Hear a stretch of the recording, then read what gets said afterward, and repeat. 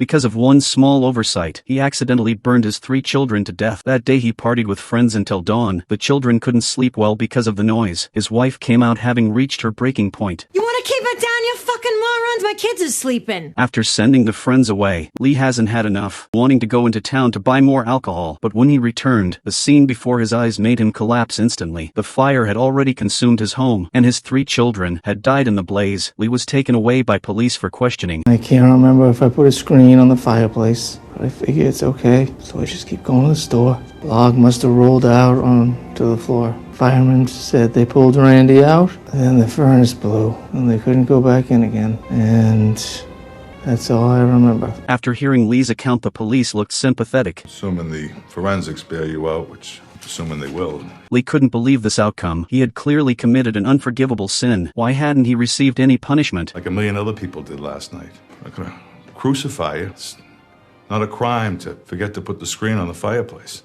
He thought he deserved to die, so when a police officer walked past him, he seized the chance to grab the officer's gun, wanting to end this life burdened with guilt. But the gun's safety prevented him from succeeding. Although no bullet fired, his heart had already died. From that point on, Lee cut off almost all social contact. The trauma left by that fire haunted his mind like a nightmare, until one day, a phone call shattered the stagnant existence. Lee drove to the hospital in Manchester. His brother had died from a heart attack. Looking at the body before him, Lee felt no fear, just calmly kissed his brother's remains.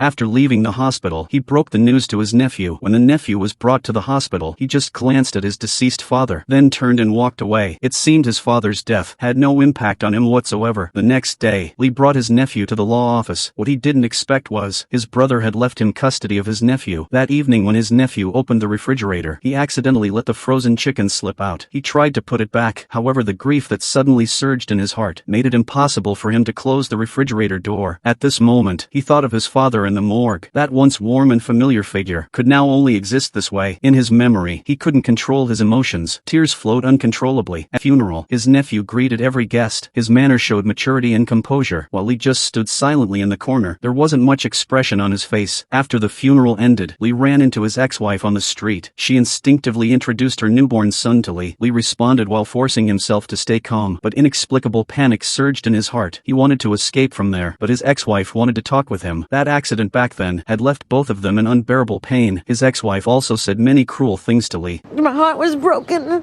It's always gonna be broken. But I know yours is broken too. But I don't have to carry. I should fucking burn in hell for what I said to you. No. I'm just sorry. I've gotta go. I'm sorry.